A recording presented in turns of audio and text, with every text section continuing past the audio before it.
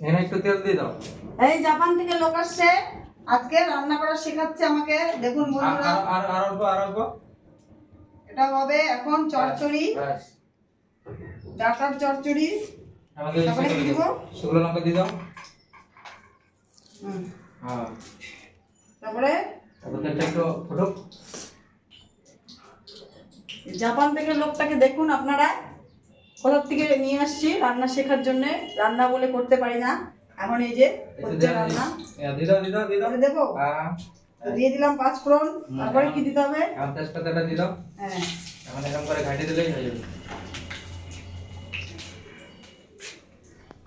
আর হয়ে গেছে, তেলটা গরম হয়ে গেল। এখন কি হবে? এটা দেবো? আর দিয়ে দাও। সবজিটা দেখো দিয়ে দিলাম, আলু, সজনা ডাঁটা দিলে পারের মধ্যে দিলে ছাট করে ওরে মাগো তেল মধ্যে পার করে দিল জাপানের লোকের। সামান্য বাড়বে। তো এই দেখো আমাদের সবজি দেওয়া হয়ে গেল। এখন জাপানি নাড়াচাড়া করে দিচ্ছে, একটু জাপান দেখি, আমি নাড়াচাড়া করে নিই। আর এটার মধ্যে মশলা কি দেওয়া হবে? মশলাটা কোথায়? মশলাটা কোথায়? আমিও দেখি কি মশলা দেওয়া হবে। এই যে দিয়ে দিল লবণ। হয়ে এত লাগবে না, এটা লবণ মোটা খাওয়া যাবে না, বেশি হয়ে যাবে। এই না, লবণ বেশি দেবে। হয়ে গেল লবণ। তারপরে কি হবে? হলুদ, ওই যে হলুদটা পেয়ে গেছে, হলুদের ডাব্বা। ওই হলুদের সেটা করে এমনি করে এটা দিয়ে দিতে হবে।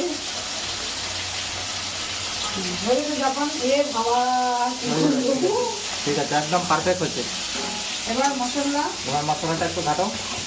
হ্যাঁ, জাপান আমাকে রান্না শেখাতে আসছো না, আমি শিখিয়ে দিচ্ছি। হ্যাঁ, এটার মধ্যে সরষা বাটা, লঙ্কা বাটা আর ধনিয়া আর 2 কোয়া রসুন।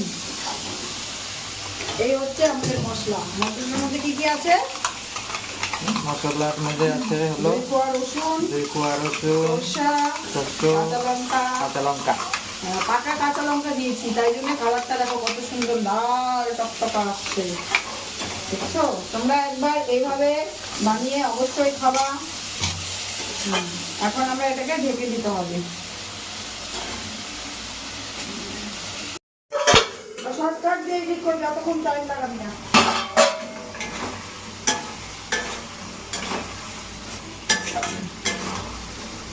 দেখে গেলাম এই যে চচ্চড়িটা হয়ে আসছে, কেবল আর 3.5 মিনিট লাগবে।